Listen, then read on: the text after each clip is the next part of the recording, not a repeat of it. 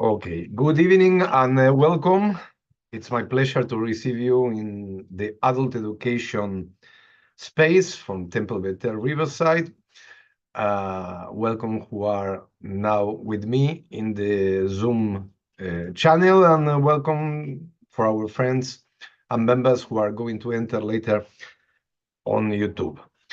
A couple of weeks ago, our Melamedet, Caroline Jaspan, asked about, we were talking about the creation, or it was during the TNT, Torah Tfilah, we were discussing the creation.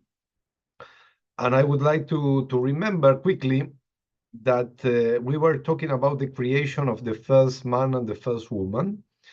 And when we are talking about the first man and the first woman, we are talking about Adam v'Chava, Adam and Eve. And for this, we can open our Bereshit book, Genesis, and we can find on chapter 1 about the creation. On chapter 1, verse 26, God now said, "Let us make human beings in our image after our likeness, and let them hold sway over the fish and the sea and the birds of the sky, over the beast, over all the earth, over all that creeps upon the earth." So God created the human beings in the divine image, creating them in the image of God, creating them male and female. God then blessed them, and God said to them, "Be fruitful and multiply, fill the earth, and take it hold sway over the fish and the sea and the birds of the sky and over every animal that creeps of the earth." Okay, we have here the first description about the creation, about God's creation. We know here on chapter 1, verse 26, about the creation, and we have here the creation of the man. But here we have one important information on verse 27. Here in the translation, it's that God created the human beings in the divine image, created them in the image of God, created them male and female. Male and female. This is a very important information that we have. Male and female. Carolee, you are very welcome. Then, Sorry. you are very welcome.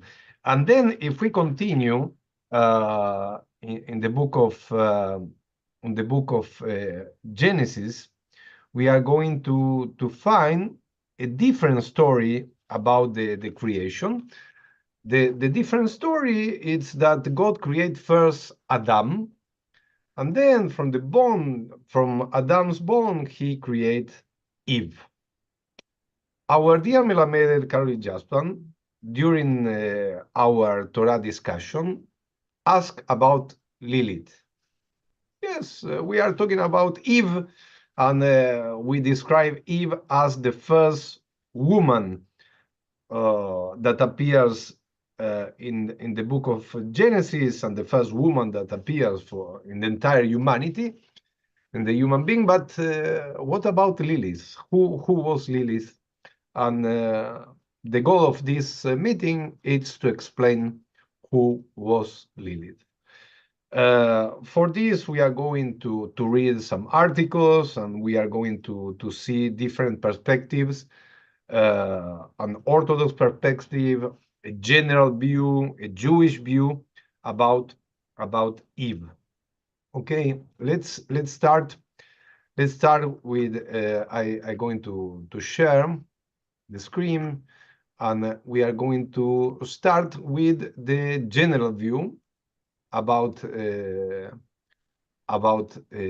Lilith. where we can find this information. Let's start here. And here it's the question. Yes, Lilith, it's a myth, origins, and interpretation. If we are going to talk about Lilith, we need to go to the Mesopotamian origins. And we are going to the Mesopotamian, we need to remember that Mesopotamian nowadays is the region of Iran, Iraq, okay, if we are talking about Mesopotamian, and early mention in Sumerian and Babylonian text. We don't have, you can open the Torah and you can read from the first verse till the end verse. Perhaps but we are not going to find the name Lilith. In Hebrew we say Lilith. I don't know if in English we say Lilith, like th, or also the pronunciation is Lilith. Then early mention in Sumerian and Babylonian texts associated with wind or night spirit, Lilith, not originally connected to Adam or Eden. Lilith is in the alphabet of Ben Sira. It's the alphabet of Ben Sira. It's a medieval text, 8th and 10th century in the Common Era. And Lilith as Adam's first wife. We don't have this information at the Torah when we are talking about the first wife of Adam's first wife. We are talking about Eve, but not about Lilith. But if you see the alphabet of Ben Sira, you are going to find Lilith as the first wife, created from the same earth as Adam, lives in Eden after refusing subordination. And this is also very important information, because when we are talking and when we are studying about Eve, we don't have any problem between Adam and Eve. We don't see nothing terrible. It's a relationship between a man and a woman, a couple relation, but we don't see any problem of subordination. We have many midrashim talking about the problem of the tree that do remember the story that Eve suggests to Adam to eat from the tree, and Adam and then Eve said, "I'm not responsible. Who is responsible? It's the animal that appears," and we describe this animal as a serpent. But here in this case, we see that Lilith has had a strong behavior, leaves Eden after refusing subordination. Also, we can find about Lilith in the Kabbalah, appears in the Zohar and mystical traditions. It's a symbolic figure representing chaos and shadow, and sometimes paired with Samael, not means as historical. We have also modern interpretations, reclaim as symbol of independence, feminist reinterpretations, influencing literature, art, and contemporary spirituality. Then, to summarize, Lilith has ancient mythological roots, Adam's first wife story, it's late folklore. It's a mystical tradition expanding her symbolic role, and modern culture reimagines her as a figure of empowerment. Okay, this is a general view about Lilith. Let's see now a view by a Jewish perspective. Let's try to see a view by a Jewish perspective. Let's open another PowerPoint.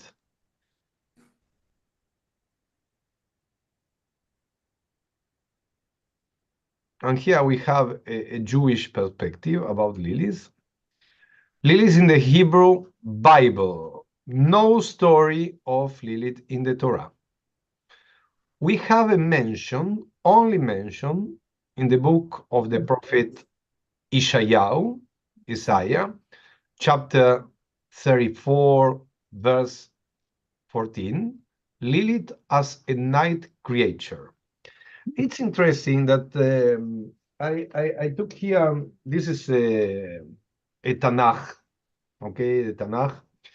And I have here the translation. I have here Hebrew and Spanish. And I went to the verse, to the chapter 34:14. And in the translation, don't appears the word Lilith. Instead of Lilith, it's written owl. Yes, the animal, owl. We are going to read later on the verse 14, but here in the translation don't appear Lilith. Okay, traditional commentators treat it poetically, not as Adam's wife. Lilith in the rabbinic literature appears briefly in the Talmud, described as a night demon. This is in Eruvin 100b and Shabbat 151b. Symbolic, not an historical figure, not part of the Jewish law or theology. But here we have an information. How, by the Jewish perspective, we can describe Lilith? We can describe Lilith as a night demon. Lilith as Adam's first wife, and then appears in the alphabet of Ben Sira that we described before.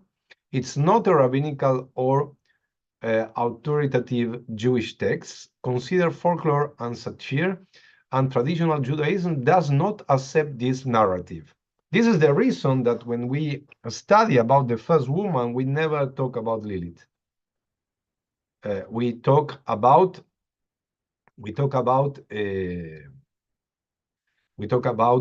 Eve, about Chava, but not about Lilith. Lilith in the Kabbalah appears in Zohar and later in mystical texts. Is a symbol of chaos and unbalanced feminine energy. Okay, the description about Lilith is about someone negative. Paired with Samael in symbolic terms, allegorical, not historical. In the traditional Jewish perspective, Lilith is not a historical person. She does not appear in Torah or Halakha. Halakha is Jewish law. In medieval folklore, expanded her image, and some folk customs reference Lilith symbolically. About modern Jewish interpretations, reclaim in feminist Jewish thoughts as a symbol of autonomy, influence in literature and culture Judaism, and not part of mainstream theology. To summarize, no biblical Lilith. We don't have any mention. We have in the Tanakh, but not in the Torah. We have a Talmudic Lilith, a symbol of demon figure. Adam's first wife story is folklore and not Judaism.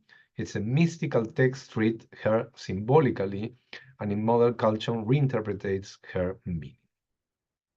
Okay, this is a Jewish perspective about Lilith. Let's continue, and let's open. We have some reference about Lilith in Isaiah. Let's see what it's written in Isaiah. Here we have the text of Isaiah, chapter 34, verse 14. Carolee, do you like to read here in English? You are mute. Starting with thorns shall grow up in its places, nettles and briars in its strongholds. Wait a minute. Here where I Down there. Okay. Wildcats shall meet hyenas.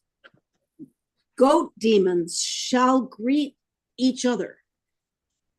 There too the Lilith shall repose and find herself a resting place. When I touch here, thank you, Caroline. When I touch here, this is the Rashi explanation. Lilith, a kind of demon. Okay, this is an explanation. This is not appears in the text, but this is what appear in Isaiah 34, verse 14. Okay, we have another text. So we have many.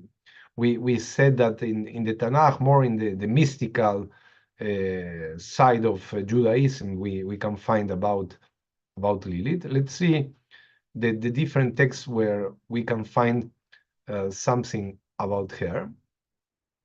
And for this, I use and I suggest always, if you have any doubt or if you would like to do a serious research or search about any Jewish history, Sepharia is the most complete website. It's about Judaism. You can find everything here, the Tanakh, the Talmud, every Jewish book, it's here, is in this website. And of course, when you put Lilith, yes, you can see here the name of a female demon. This is the description. Lilith is occasionally identified as a female demon. Rashi, the eminent 11th century French biblical commentator, provide an interpretation of Lilith in his commentary of Isaiah, aligning her with a demonic realm. We have here in the Midrash, yes, Lilith's story as Adam's first wife, who defeated him and became a demon, has captivated imagination and influenced Jewish folklore and mysticism. And here the alphabet of Ben Sira, Midrashic texts recount Lilith's creation, her rebellion, and the protective measures against her influence. Jason, do you like to read here what is written in the Midrash? The Midrash, remember what is a Midrash? A Midrash is a story to try to explain what it's not explained in the text. So starting with, he said to him. Yes, please. He said to him, the angels appointed for healing, Sanoi, San Sanoi, Samangalov. When the Holy Blessed One created the first Adam alone, they said in Genesis 2:18, it is not good for this Adam to be alone. They created for him a wife out of the earth like he had been and called her Lilith. Immediately they began to challenge each other. She said, I will not lie below. And he said, I will not lie beneath you, but only on top. For you are fit only to be in the bottom position, while I am the superior one. Okay, we have here in Midrash, we have a similar history that we read in Genesis, but instead to appears Eve appears Lilith. If you read Bereshit, you are never going to find the name Lilith. Okay, and here we have another resources in the Talmud, and here in the Kabbalah, and here in the Hasidut. Yes, Lilith and the power of prayer. Lilith is depicted as a spiritual force to intercept improperly elevated prayers, creating a wellness firmament from them. The Baal Shem Tov, the central figure in Hasidic Judaism, teach about the importance of pure intention in prayer and the spiritual consequence of failing to equip them. Sorry. We have here also in the Musar different resources that we can find that are related to Lilith. I try to find different materials, interesting materials to share with you. And one of the most interesting materials that I found, it's about a philosopher who describe, he's from the University of Detroit. His name is Dr. Justin Sledge, a professor of philosophy and religion, and his specialty is in Western esotericism. Okay, I would like to invite you, and I would like to share with you his thoughts. It's a little bit what we shared before, but we are going. Let me see, where is just 1 minute. I'm trying to find.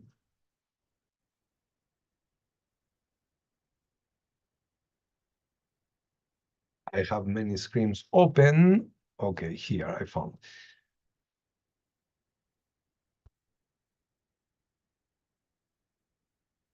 Let's listen what Dr.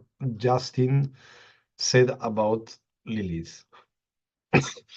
And it's interesting that we are going to see also a couple of designs and figures that we can imagine about Lilith.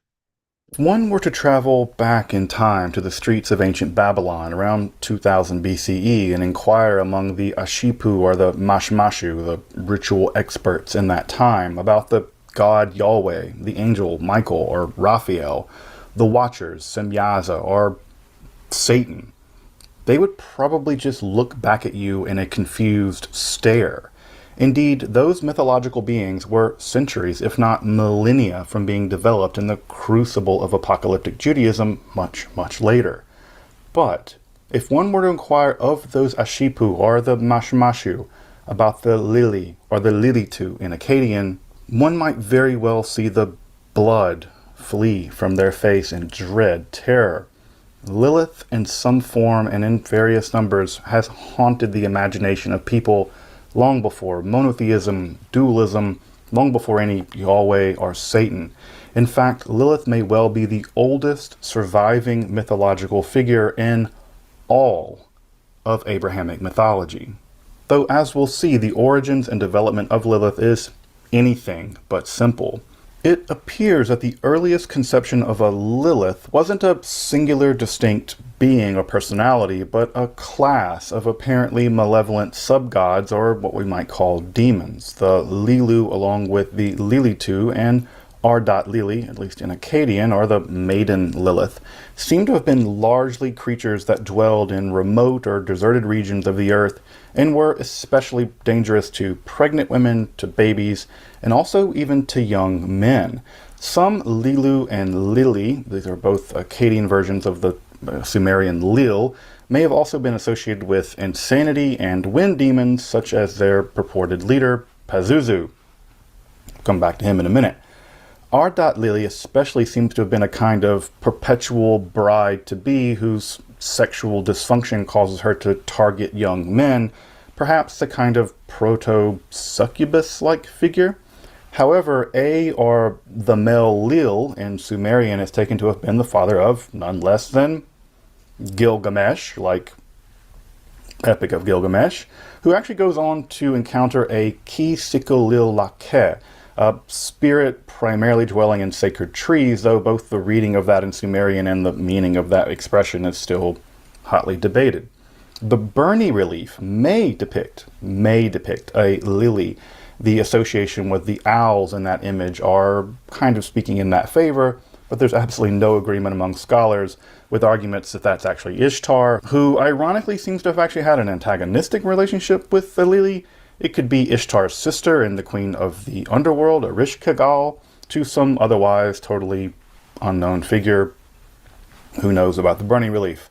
Regardless, the Lilu and Lili form some complex, though admittedly unclear aspect of the demonological ecology of ancient Mesopotamian religious life. However, it seems that an etymological mistake between the isolate Sumerian and Semitic Akkadian languages would eventually allow for a kind of fusion between the sub-divine beings of the Lilu-Lili family and the daughter of Anu, and a proper goddess, Lamashtu. This can be seen in how the Lilu-Lili aren't written with the divine determinative like Lamashtu is. What seems to happen is a kind of linguistic assimilation where some of the malevolent activity of the Lili are fused with the explicitly anti-naval evil of Lamashtu, who of course was known to kill unborn children either by tapping on the mother's stomach 7 times, of course murdering babies through crib death, or even just kidnapping them from a wet nurse. Lamashtu's infamy is actually well attested in the amulets and spells, the numerous spells and amulets against her, which actually deploy the iconography of the leader of the Wind Lilu, Pazuzu. Of course, Pazuzu gets a super bad rap because the Exorcist kind of did him dirty by making him possess that young girl Reagan, but that's actually considerably ironic if you think about the fact that he was invoked precisely as a protector of young children and mothers. So, sorry, Pazuzu. What appears to have happened is that some of the characteristics and functions of the Lili, especially including Ardat Lili, seem to have been fused with the more explicitly antenatal evil of Lamashtu, with a kind of false friend relationship between the etymologically unrelated Sumerian term for those beings, Lil, and the Semitic Akkadian word for night, Lilum or Liliatum, thus seeming to give rise to a pan-Mesopotamian demoness, attested in later Phoenician, Israelite Jewish, Persian, Mandean, you name it, texts. Sources largely responsible for crib death, seducing young men in their sleep, etc. Now, exactly how this process developed isn't totally understood, and it probably won't ever be understood. But it seems possible, likely to me, that through a linguistic mishap and a bit of divine demonic assimilation, Lilith, as we know her, came into being. What might be the earliest evidence of this fusion may be a 7th century BC amulet found at Arslan Tash in what is now northern Syria. This amulet is really interesting in several respects. One, it shows Lilith as a demoness, thus leaving her cradle in Mesopotamia. Sorry for that cradle joke. And entering into the Levant. Second, the inscription is in Phoenician and not Akkadian, showing cultural diffusion of the Lilith myth. And finally, the amulet may actually be our earliest depiction of Lilith as a kind of sphinx-like being. However, both the reading and the meaning of the inscription are heavily contested by scholars, with that final T, Lilith, being hugely in question. So, is this Lilith? It seems possible, maybe likely, but the jury is out and will likely remain so forever. The next possible appearance is also contested, but it's also the first and only mention of Lilith in ancient Israelite literature, that is in the Hebrew Bible or the Christian Old Testament. At Isaiah 34:14, the prophet there is describing the Yom Yahweh, or the coming day of divine justice, in which all the nations that oppressed Israel will be divinely destroyed and devastation will be everywhere, and describes the condition of those nations such that jackals shall meet hyenas, goat demons shall greet each other, there too Lilith shall repose and find her resting place. The problem is that the Hebrew for all those creatures I just mentioned is highly uncertain and remains very poorly understood to this day. In fact, the great Isaiah scroll found at Qumran, the most complete ancient Isaiah scroll we have, the term Lilith there is actually in the feminine plural, Liliot, which better matches the literary flow of the text anyhow. What is clear is that these animals, or maybe demons, are associated with ruined or otherwise deserted places or destroyed places, and that's actually pretty typical of demonic beings in ancient Mesopotamian mythology more generally, and we'll see it's something that's inherited directly into Jewish demonology as well. Again, is this Lilith a class of demonic beings or a specific demonic being? Or a demonic being at all? Indeed, note there's no antenatal violence invoked here either. Actually, a recent study has argued that none of the beings typically invoked as proto-demons in the Hebrew Bible, like Dever and Resheph, these are sickness, plague demons, Shadim, Saraim, those are the goat demons, or Lilith, Liliot, I guess.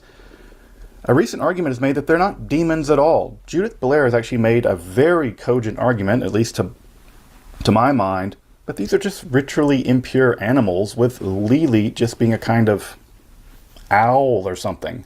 Though, think back to the Bernie relief in this regard. It seems like owls kind of got associated with these beings. But again, the Hebrew is so poorly understood and the cultural context utterly lost that we're probably never going to understand what those few verses in Isaiah ever meant with any certainty.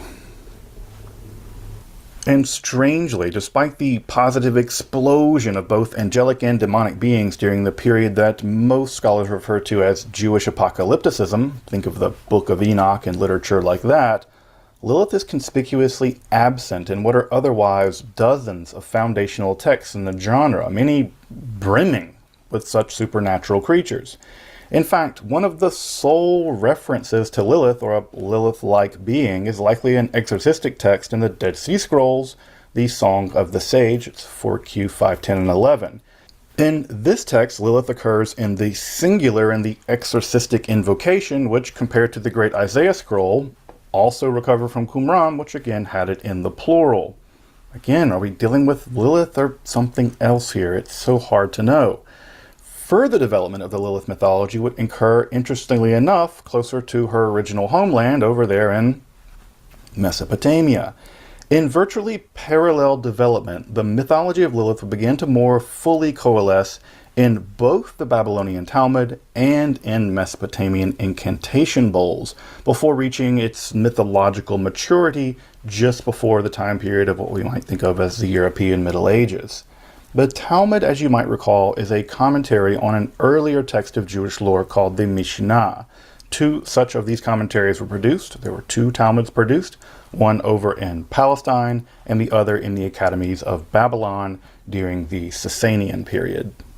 While the Mishnah itself contains no Lilith references, she does get about a half a dozen mentions in the Babylonian Talmud. For instance, we learn in Tractate Eruvin that one of the punishments meted out to women because of the sin of Eve is that they have to grow long hair like Lilith, which doesn't seem like a super bad punishment. At Gittin 69b, we learn of a treatment for gira. This might be a kind of striking or stinging pain in one's body that involves some kind of stone known as the arrow of Lilith, gira de Lilita. There's a pun there between the pain gira and the arrow gira in the Aramaic, and that's probably how the magical idea happens. At Nida 24b, we learn that if a woman has a stillbirth which resembles Lilith in that it has wings, that such a fetus is viable and that that woman is tameh, or susceptible to the laws around ritually uncleanliness following childbirth. At Bava Batra 73a through b, we read a super strange narrative in which a character called Hormine, this is apparently the son of Lilith, is performing all kinds of acrobatic feats while holding a glass of wine that never spills. Shockingly, by the way, this is probably a reference to the Zoroastrian deity Ahura Mazda, the god of light and goodness. Ironically here made the son of the demoness Lilith, so is the Talmud throwing some shade at the Zoroastrians for some reason? Don't pick on the Zoroastrians, they have a hard enough time. They're wonderful people. At Shabbat 151b, Chanina ben Dosa warns us to never sleep in an empty house because, of course, you'll be seized by Lilith, so don't do that. And in a final reference, we find a debate about the fate of Adam in the years after his expulsion from the Garden of Eden. In a very weird narrative at Eruvin 18b, we learn that in those 130 years following the exile from the garden, Adam, probably through nocturnal seminal emissions, begat a whole race of Ruchin v'Shedin v'Lilim. Now, exactly how to translate those terms is not clear because Talmudic demonology is notoriously unsystematic. I've done an episode about that if you want to check it out. But it might mean something like spirits, shade demons, and Lilith demons. But it could just as well be something else. Note there that Lilin is in the masculine plural and not in the feminine singular or feminine plural. But the whole phrase might mean something like spirits and male and female demons, but it's not terribly clear. A few final pieces of rabbinical literature will also help us reveal the development of the Lilith myth, and those can be found primarily in later midrashic, or legendary commentaries on the Bible. In Genesis Rabbah, we find a really interesting discussion caused by what is apparently a lacuna in the biblical text. You may remember that before Cain and Abel went out into the field, they were discussing something, but there's a gap in the Hebrew Bible's text there. There should be a discussion of what they were discussing. Well, they go off into a field and things don't go well for Abel. And so we never learn what they were talking about. So what were they talking about? One of the varied topics mentioned in that discussion was they were arguing about the Chava Harishonah, or the first Eve who returned to the dust. Now, while Lilith isn't explicitly mentioned here, the idea that Adam had a first wife that got away, that's going to matter a whole lot more in just a minute. In another midrash at Bamidbar 16, where Moses is yet again arguing with Yahweh not to kill everyone, as Yahweh is wont to do, one of the arguments provided by Moses is that if he does in fact kill all the Israelites, Yahweh will be compared to Lilith, who kills her own children. Not a good look, buddy. Not a good look, Yahweh. Note, this is the first time in the rabbinical literature so far that we have the motif of Lilith as a child killer, though the reference here is to her killing her own children, which is ironic considering that in most of the medieval literature, the fully developed literature on Lilith, she'll be depicted as a rage-filled demoness precisely because of her inability to have her own children. Again, a crucially important part of the development of her legend and how she's integrated into Judaism, where she will survive in the mythology for ages. However, the threat of Lilith against mothers, babies, and children was also being developed at the same time in the magical technologies of the same cultural and historical milieu as the Babylonian Talmud. In dozens, maybe hundreds of incantation bowls, Lilith is both described, abjured, and even widely depicted for the first time. Now, these incantation bowls were typically a kind of magical device containing a magical text written often in a circle or a spiral with a depiction of the demonic entity that's being targeted at the center of them, which is typically depicted as being wrapped up in chains. And they were typically buried in ritually important parts of the home, often beneath the lintel of the house. This magical technology is widely observed with the language, in the case that it's not pseudo-writing, just squiggles, those probably were sold to illiterate people, sorry. They often indicated the religious or ethnic background of the user. So Hebrew, Aramaic, probably Jews, Mandaic, probably Mandeans, Persians, probably Zoroastrians, etc. Lilith is one of the most widely attested demons depicted and exercised in these bowls over all ethnic groups, with her long, unkempt hair almost always giving her away. In general, the bowls contain two types of invocations. One which protect women and babies and children from Lilith, and sometimes even male Liliths, so he's still around. And two, those which protect men from her and her more succubus-like form. These are often even combined. In both cases, divine and angelic names are invoked to banish Lilith from the home and protect those inside. It's also worth noting that many of the bowls in the incantations actually operate as a kind of get, or a bill of divorce from Lilith. In these cases, there may have been a nocturnal ejaculation taken to have been caused by Lilith as a kind of succubus, which would have effectively married the man of the house with Lilith. Thus, you would require a get or a bill of divorce to get rid of her. In some cases, there may have even been offerings made to operate as a kind of ketubah, or alimony, for Lilith to get her to go away. In yet others, Lilith would be threatened with karet, or excommunication, a kind of ban that subjected her to indiscriminate divine wrath. Now, incantation bowls are a huge genre of ancient magical technology, and I'll be coming back to do an entire episode just on incantation bowls at some point, but nevertheless, they are an important early attestation to the nature and the powers of Lilith. However, it would be in the pseudepigraphic alphabet of Ben Sirah, composed sometime around 700 or 1000 of the Common Era, that the myth of Lilith would reach maturity. In that text, Lilith appears for the first time as the first partner of Adam, made from the same clay that he was, and thus equal to him by all rights. Famously, she asserts this equality by insisting on being on top during an act of sexual intercourse for which Adam refuses. It's kind of vanilla, and in defiance, Lilith pronounces the ineffable name of God and disappears into the air. Adam, for his part, cries out to God to bring her back, and God, for God's part, sends 3 angels to do just that: Sinoi, Sansanoi, and Samangalaf. The deal would be simple. She just has to come back and all is forgiven, and she has to be on the bottom and stay free, but 100 of her children must die every day. The 3 angels actually corner her over the Sea of Reeds, where the pharaonic army would one day be drowned, and they threaten her. But again, defiant Lilith counteroffers. She'll accept the death of 100 of her brood each day, but she'll be able to stalk the children of humans for 8 days after a boy's birth and for 20 days for a girl. However, she'll be forever deterred by the powerful names of those angels, Sinoi, Sansinoi, and Samangalaf, such that if she sees their names over a child, she'll relent, and the child will recover. In this brief tale, thousands of years in the making, these mythological strands fuse into a truly enduring narrative.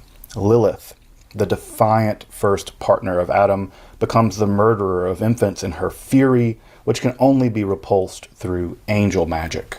And indeed, it's around the time of the production of the alphabet of Ben Sirah that we find the first Aramaic incantation formulae appear with the now commonplace incantation Adam v'Chava chutz Lilith, Adam and Eve out, Lilith, along with the talismanic angel names Sinoi, Sansanoi, and Samangalaf, a formula still reprinted in handbooks of Jewish magic down to today. I have them right there, and more on those amulets, modern amulets for this, in a future episode.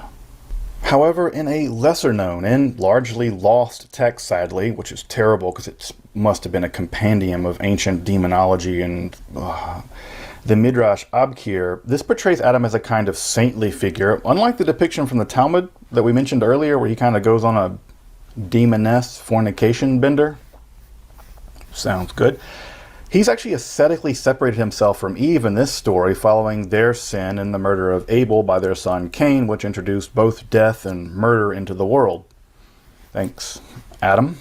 However, in this account, Lilith is actually so powerfully attracted to Adam, he sort of gleams like the sun, that she forcibly mates with him, probably when he's asleep. And over the course of 130 years of his isolation, he sires myriads of hosts of demons, which go on to plague humankind down to this day. I suspect that she was probably on top in those nightly romps, so Lilith laughs last. This motif of Lilith as a succubus would also prove influential in the next period of the development of her mythology, the Lilith of the Kabbalah. In this episode, we've covered the development of the Lilith myth spanning millennia, from Bronze Age Mesopotamia to right up to the dawn of the Kabbalah in the 13th century. As we've seen, Lilith is an enduringly powerful myth which captures a range of fears and anxieties, from crib death to female autonomy, a subject that still strikes terror in basic bros everywhere. In the next episode, we'll turn to the fantastically psychedelic and multifaceted development of Lilith within the scope of the mystical revolution inaugurated by the Sefer Zohar, or the Book of Radiance, and the rise of the Kabbalah. In those mythological developments, Lilith will reach new primordial depths of evil. Her evil will be pre-existent to even Yahweh, and she will rise to become nothing less than the very consort of an admittedly unwilling Godhead before her final destruction, which, unlike virtually all other demons, can only come at the advent of the final messianic days. In this way, Lilith certainly pre-existed the Abrahamic mythologies and will very likely be with them to the very end, if not beyond. I hope you'll join me for the next episode in this series as we dive into Lilith and the Kabbalah. Until then, I'm Dr. Justin Sledge, and thank you for watching Esoterica, where we explore the arcane in history, philosophy, and religion. This is the channel, Dr. Justin Sledge channel, called Esoterica. I'm thinking that it's very convincing what he said about Lilith. I don't know if it's very scary to listen these kind of things in a rainy evening in Riverside. If you are going to have bad dreams, I don't know. But my question is, do you think that Lilith was real or was part of the mysticism? It was a legend? How your first thoughts about Lilith? I have this one. What do you think? Wow, look at you.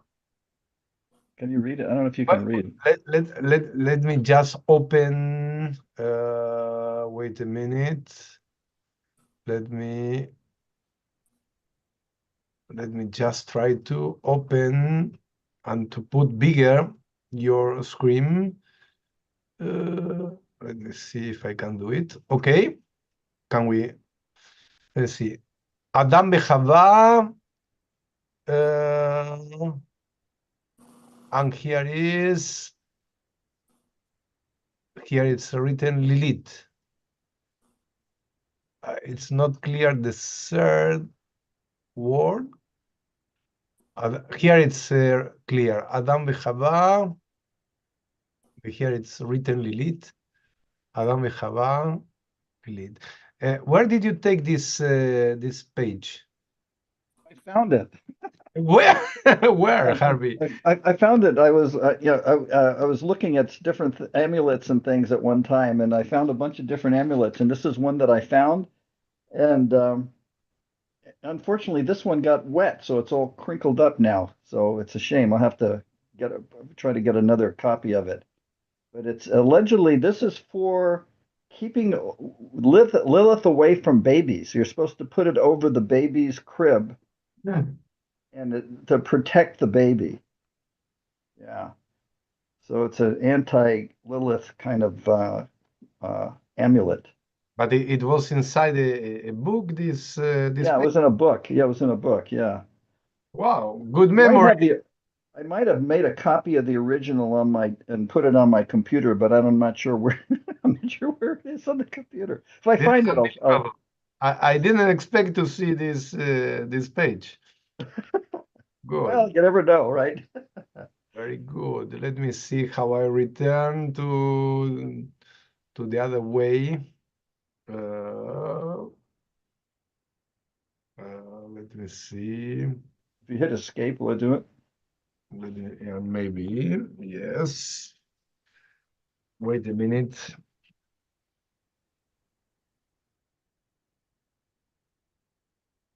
Okay. Gallery. Okay. We can see you perfectly, though. Okay, other thoughts about Lilith? Do you think that we talk about that it's this coming from the mythological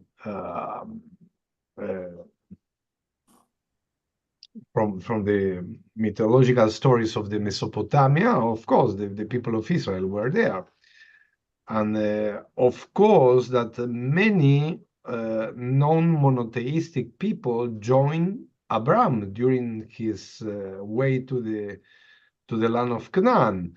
And of course, that many people from different backgrounds or different people came with their own stories. And the fact that we find perhaps some reference in Isaiah or in the Talmud later, because they spread these ideas, and these ideas enter into Judaism, but they didn't enter to the Torah. Okay, we can find later in the later literature we can find some reference about Lilith, but this is the way how some stories enter in our culture. People who don't belong to the people of Israel, who enter with this ideology, and they spread strongly these ideas. And later on, it's a question: do you believe, yes, in paradise? Do you believe in evil? Do you believe in demons? They are not. I'm thinking that they are not Jewish concepts that enter to Judaism through other people and the influence from other cultures. And then we, as authorities, we need to give an answer. And the answer is, instead of answer, we need to ask, do you believe in Lilith? Yes or not? It's part of the mysticism. It's part of the esotericism. It's part of the culture of other people. Yes or not? I found another interesting article to see another perspective about the same issue. And I would like to welcome Ryan and Randy. Thank you for joining us. And I see also iPhone, but I don't know who is iPhone, but also welcome. Let me find the article. Just 1 minute. Interesting that there is a magazine called Lilith. It's a feminist Jewish magazine. I don't know if you're familiar with it.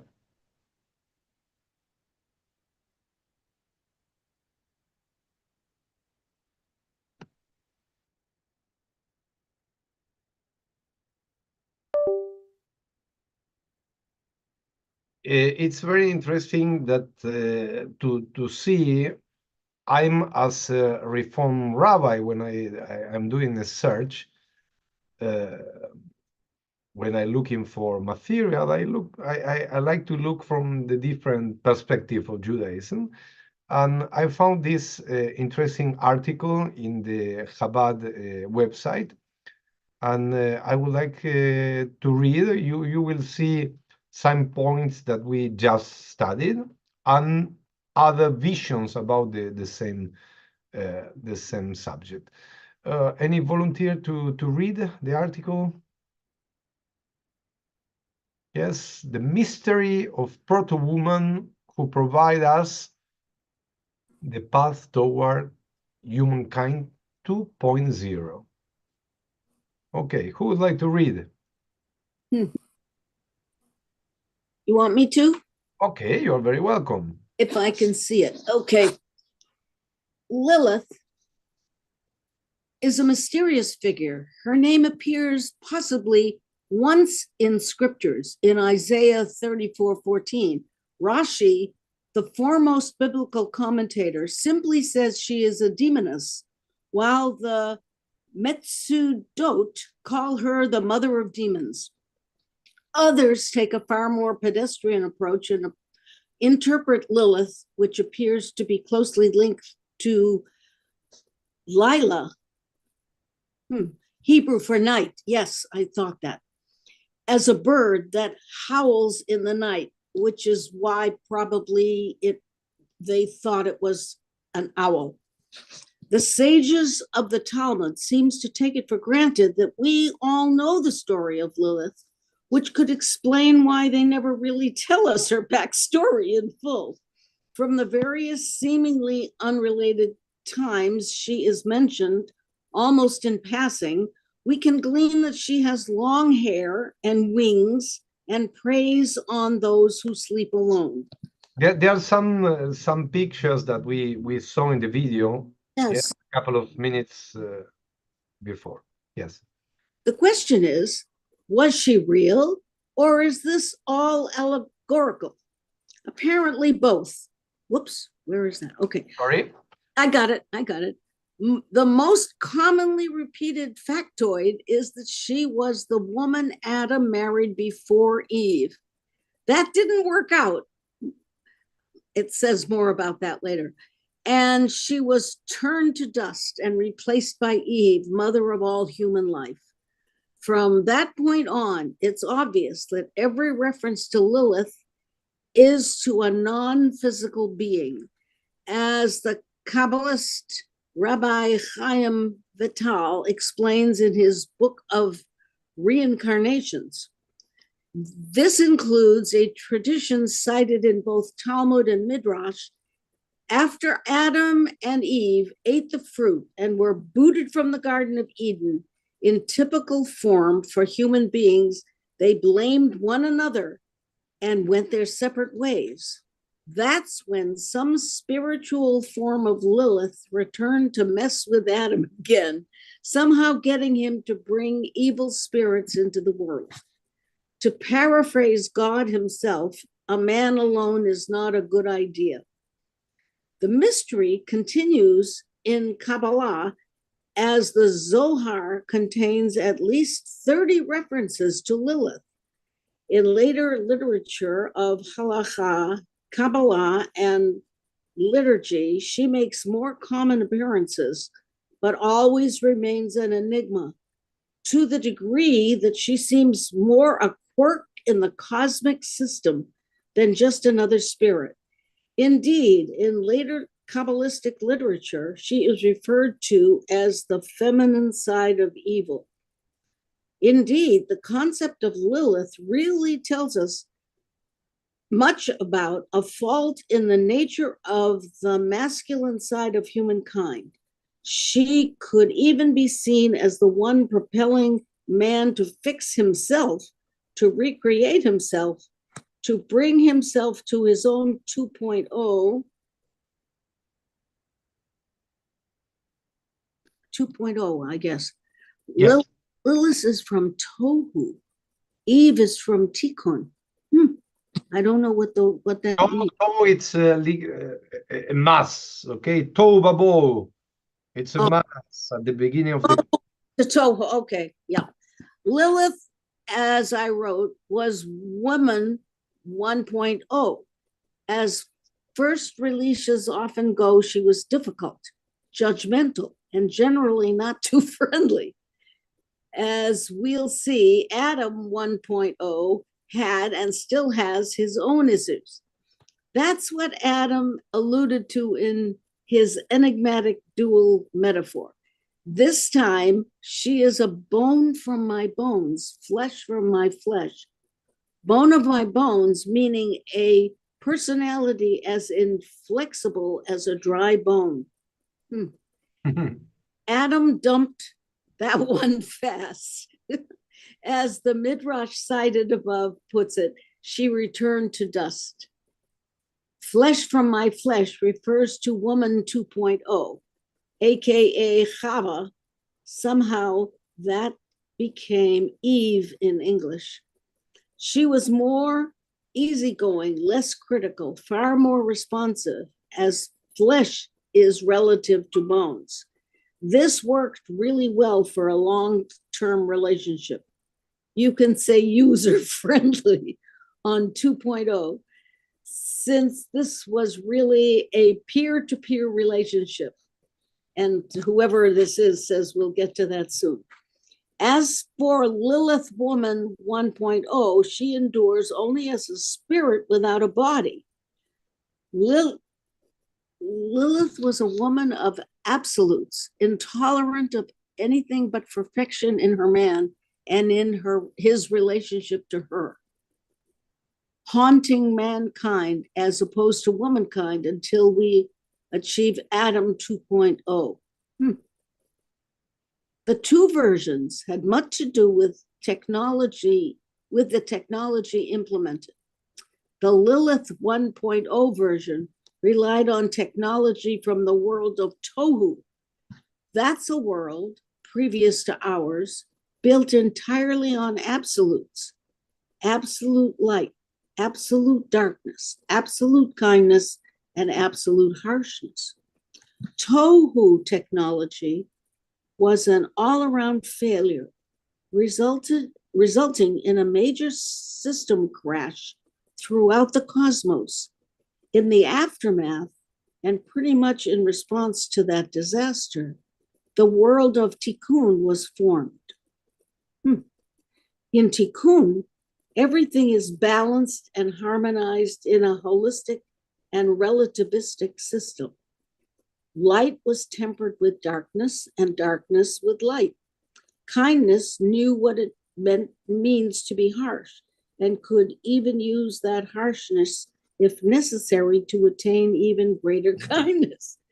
As for harshness, it lost its autonomous modality altogether, becoming no more than an adjunctive function to kindness. Oops. So it was with Lilith and Chava, Eve.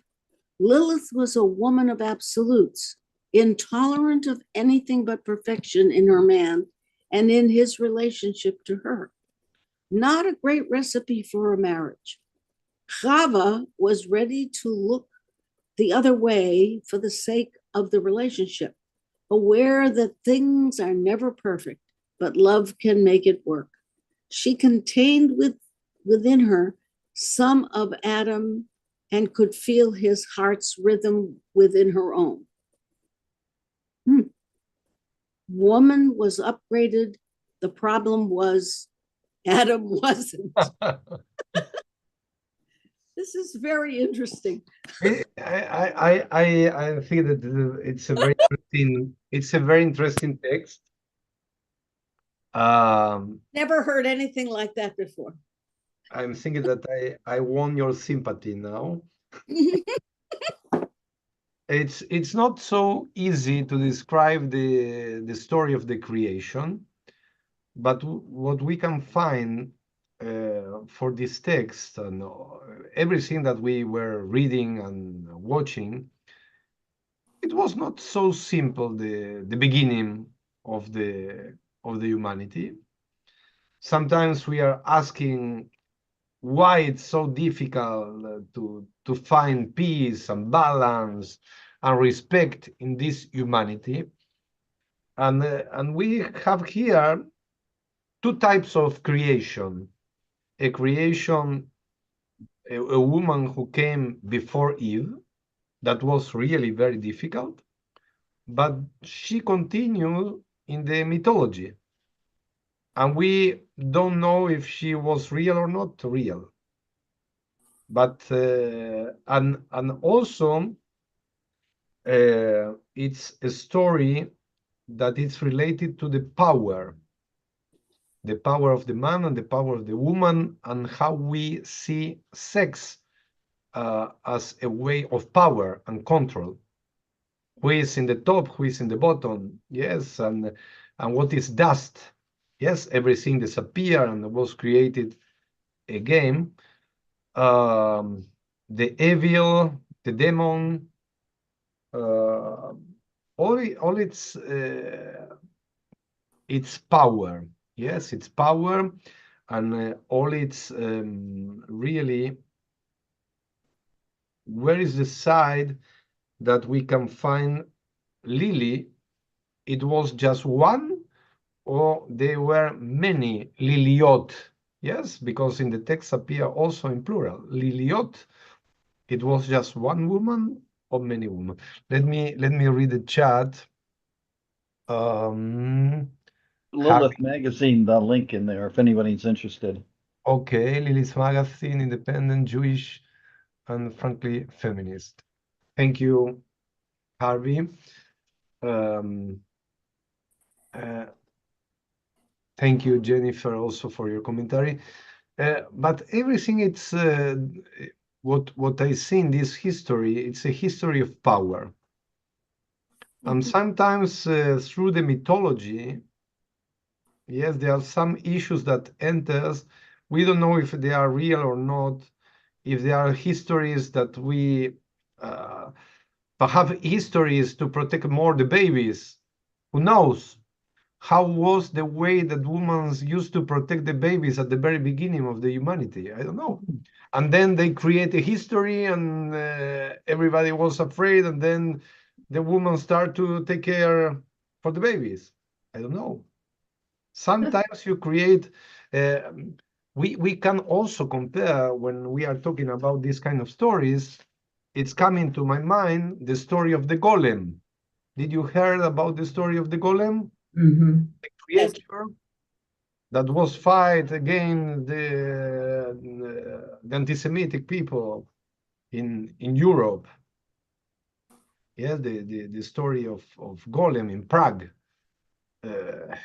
And now you go nowadays. I remember to visit Prague, and you have a monument of the golem in front of in the main pedestrian street, and the golem of Prague is it's a strong story, but we don't know if it's real or not.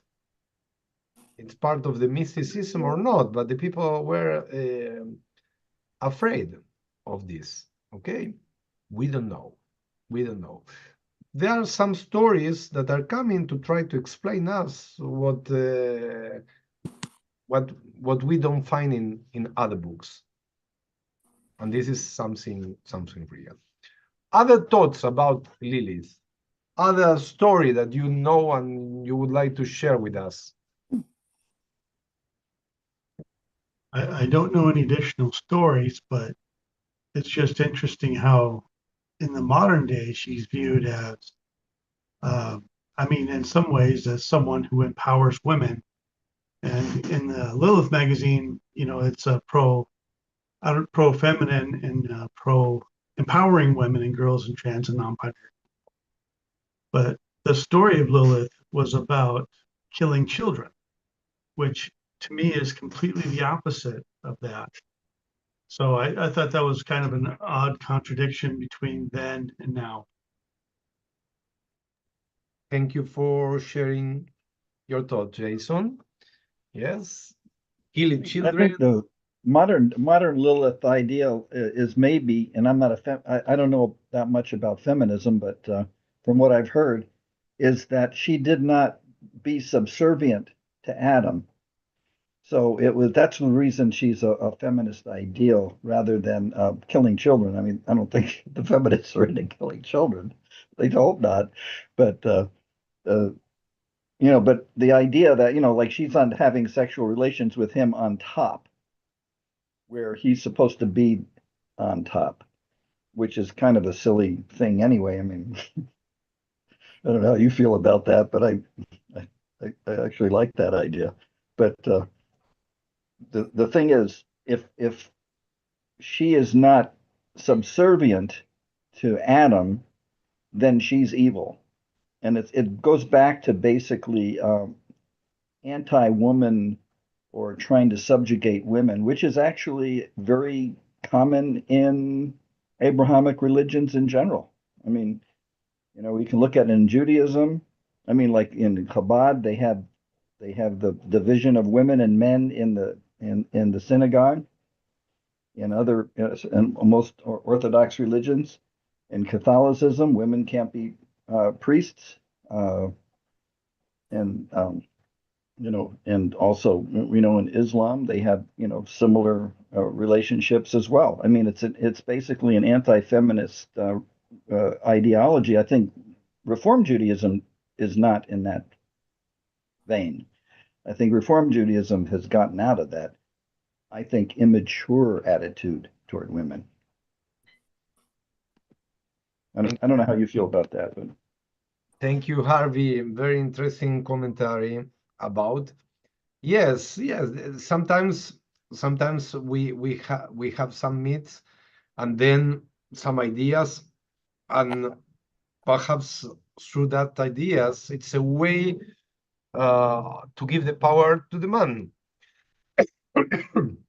as you mentioned, to show that Lilith it's a demand, and then okay, the man must be in the power, and the man must be leading the humanity, and the man as it was not good for the man, okay, let's do another woman for the man. Okay, this is the article. Yes, 1.0, the woman 2.0, but both they're coming for the dust. Okay, it's not written that they are coming from the bone.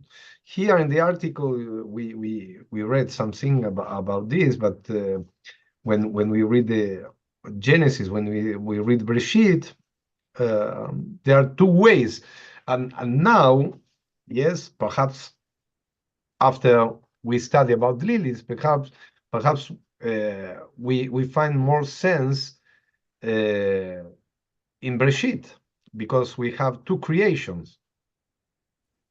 Is it the same creation? We can ask when we read twice in Bereshit about the creation.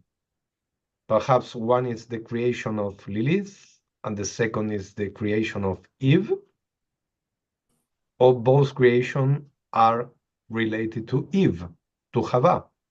Of course, that if we follow the Torah, we don't have any reference about Lilith, but we can give a space for this question.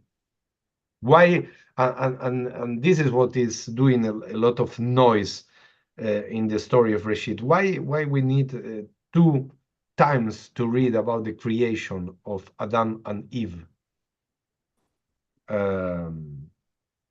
Perhaps it was not the same two persons that the text refer, and perhaps was Lilith at the beginning.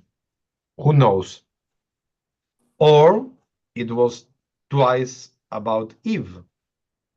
But Eve, we have another perspective.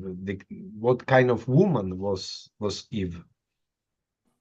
And here we have a strong woman in Lilith. She was very difficult, and she asked Adam, and she questioned, and she didn't receive orders, and she was not so simple. Okay, perhaps it's another way to understand the creation. Two creation instead of one creation, and if we continue to see the creation after Noah, we have a new creation too. There are many creations. Okay, of course that it's not.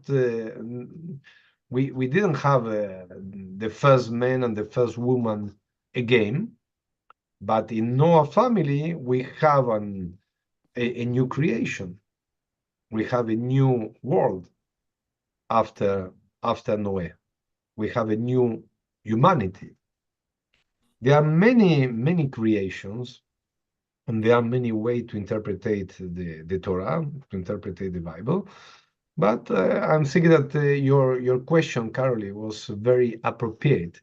Thank you. Because you gave us the opportunity to study and to learn more about Lilith.